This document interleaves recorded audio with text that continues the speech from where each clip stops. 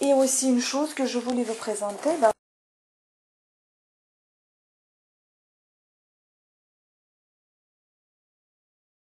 Donc ça, c'est un planning de la semaine.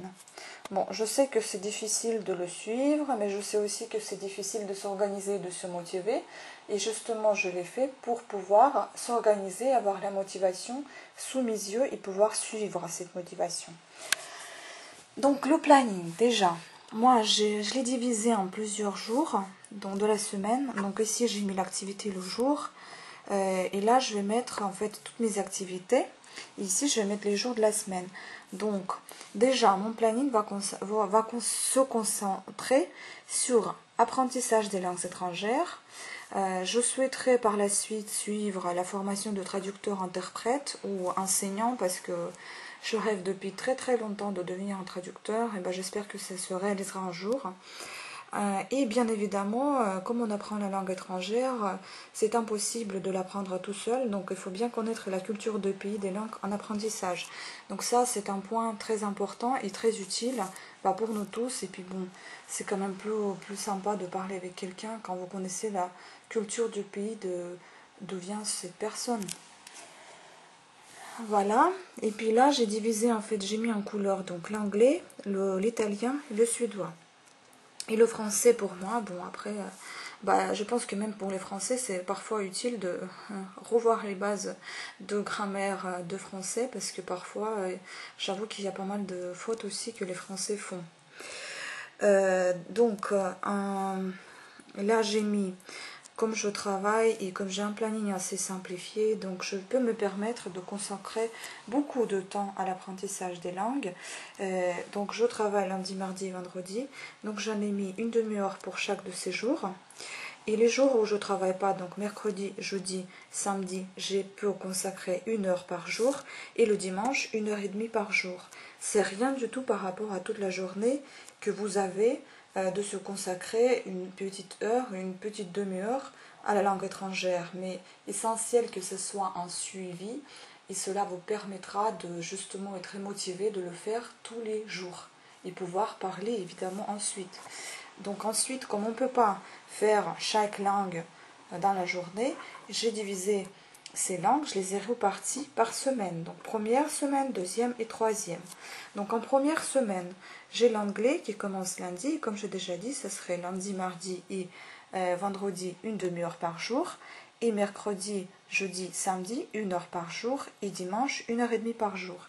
Ensuite, en deuxième position, c'est l'italien. Donc deuxième semaine, ce serait l'italien égal à l'anglais, donc demi-heure par jour pour 3 jours, 3 jours, 1 heure par jour, et une journée de dimanche, 1 heure et demie par jour.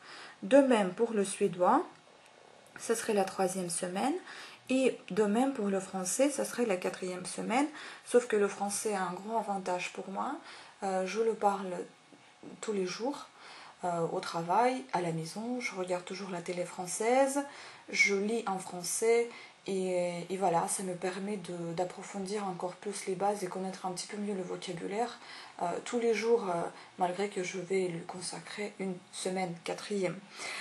Voilà, et après là ici j'ai mis des petits 1, petits 2, petits 3 et 4. Donc petits 1, 2 et 3 vont se consacrer sur la grammaire. Donc on va parler en anglais, italien et suédois de la grammaire. Bon, suédois moins de grammaire puisque je la connais déjà assez bien. Anglais pareil, bon, ça serait peut-être plutôt revoir les choses, réviser. Ensuite, ça va être la musique. Donc la musique, pas juste écouter la musique, mais voir aussi les paroles et pouvoir essayer de chanter avec le chanteur ou la chanteuse pour pouvoir justement mettre ça dans la tête. Et cela, justement, pour moi, ça me permet justement de bien connaître et comprendre les paroles que j'entends. Et je les prononce d'ailleurs. Ensuite, la radio. Radio, c'est justement pour écouter, uniquement l'écoute. Et la TV, la télé, parfois, on a du mal à écouter la radio, il faut absolument qu'on voit une image. Donc, c'est bien aussi de regarder. Mais quand on n'a pas le temps de regarder, on fait autre chose et on écoute la radio. Donc, c'est bien aussi. La lecture, évidemment, donc ça peut être une lecture de base, quelque chose repris d'internet, un petit texte, un truc de journal, un article, ou bien des livres pour des enfants ou des livres plus complexes, les livres adultes, mais voir, je sais pas, une page par jour, ou voilà, un truc comme ça, pas énormément de suite, parce qu'après on est découragé, démotivé, on se dit qu'on n'arrive à rien, on comprend rien, alors que si, il faut prendre avec un livre le dictionnaire, si vous comprenez pas, vous cherchez dans le dictionnaire, et ainsi de suite, ça va venir tout seul, parce que c'est ce que je faisais avec le français quand je ne comprenais pas. Je lisais avec mon dictionnaire, au bout d'un moment j'en avais assez, j'ai commencé à retenir des mots de vocabulaire français, et cela m'a beaucoup permis de continuer ma lecture, et justement ça me faisait énormément plaisir que je comprenais ce que je lisais, et je pouvais le raconter, donc c'était sympa. La prononciation, évidemment, donc il faut justement, la prononciation, on peut la chercher dans la chanson, comme j'ai déjà dit, on peut chanter avec le chanteur à la maison, on s'en fout, personne ne vous entend, ou bien prononcer vous-même, hein, même avec Google sur internet, mettez un mot, vous le prononcez comment on prononce, ou bien vous écoutez quelque chose, quelqu'un parler, vous prononcez ainsi de suite, répétez avec cette personne ou après cette personne. Mais bien évidemment, il vaut mieux qu'elle soit quand même originaire du pays dont la langue vous apprenez.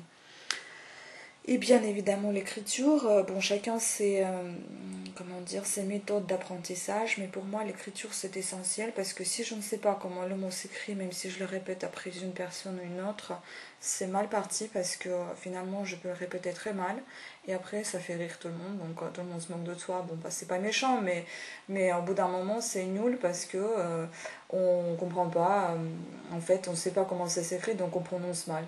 Donc il vaut mieux quand même savoir comment ça s'écrit pour pouvoir prononcer, et pas uniquement répéter après chacun ce qu'il dit.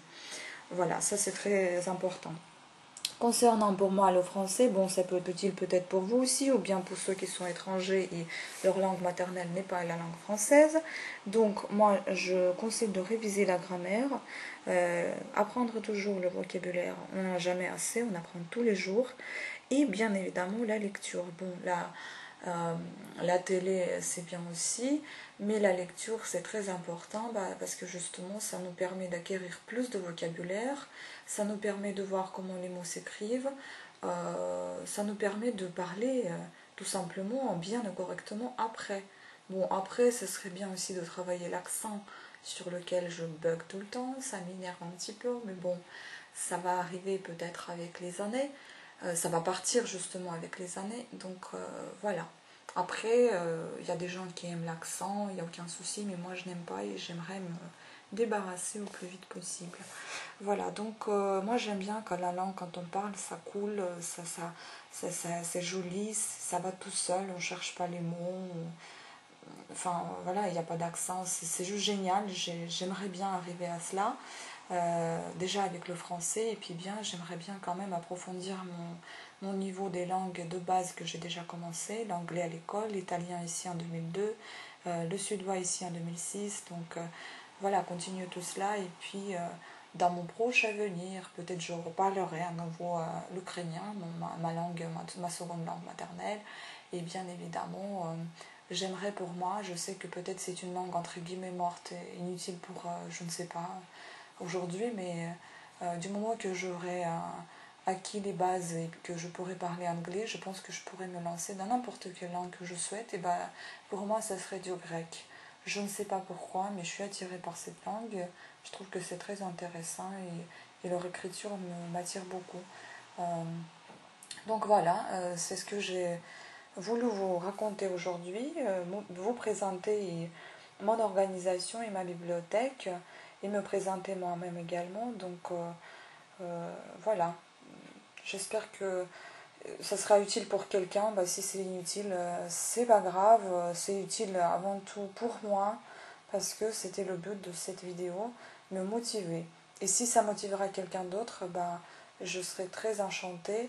Et puis je vous souhaite à toutes et à tous une bonne courage dans l'apprentissage d'une langue, parce que c'est une possibilité superbe aujourd'hui. Il y a tellement de choses avec lesquelles on peut apprendre gratuitement, et voilà, ça peut motiver, et puis ça peut vous aider dans le futur. que ce soit au travail ou que ce soit dans la vie de tous les jours. C'est merveilleusement de comprendre les gens en d'autres langues de celles qu'on parle. Voilà. Donc je vous souhaite à toutes et à tous bonne chance et à très bientôt.